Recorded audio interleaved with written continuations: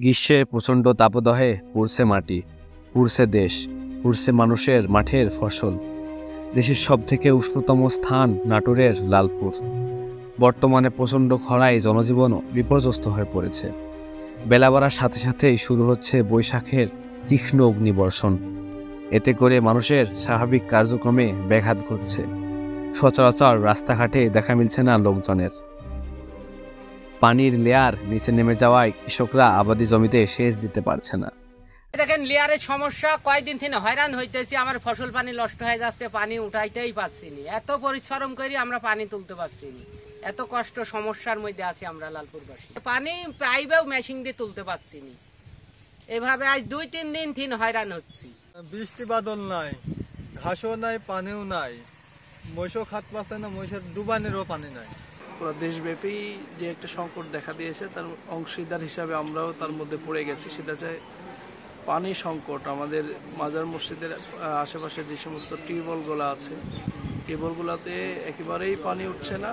এমনকি মোটর যেগুলো আছে সেই মোটরেও পানি সংকটের কারণে স্থানীয় মুসল্লি বা 5 ওয়াক্ত নামাজে যিনারা মুসল্লি নামাজে আসেন ওনাদের পানি সংকটের কারণে অজু এবং অন্যান্য সুবিধা, খাবার পানি সহ শুক্রবারে অনেক আগত মেহমান আসেন, প্রত্যেকেই পানি সংকটের কারণে কষ্ট পাচ্ছেন।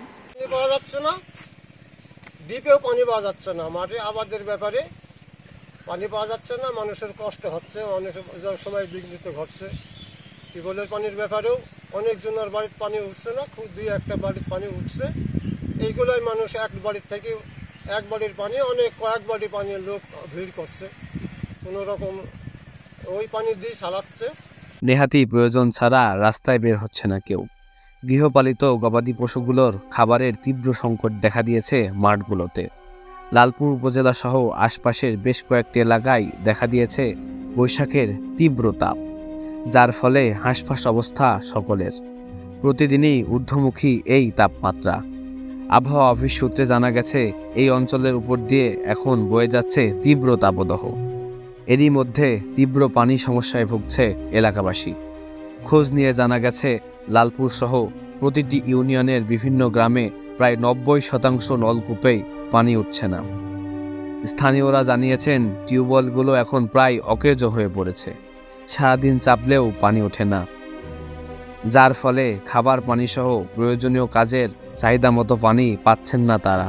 এ সমস্যা নিরসনে বড় কোনো পদক্ষেপ আশা করেন লালপুরের সাধারণ জনগণ। News desk, Farhanur Rahman, Lalpur. নিত্য নতুন সংবাদ পেতে আমাদের সাথেই থাকুন। ধন্যবাদ।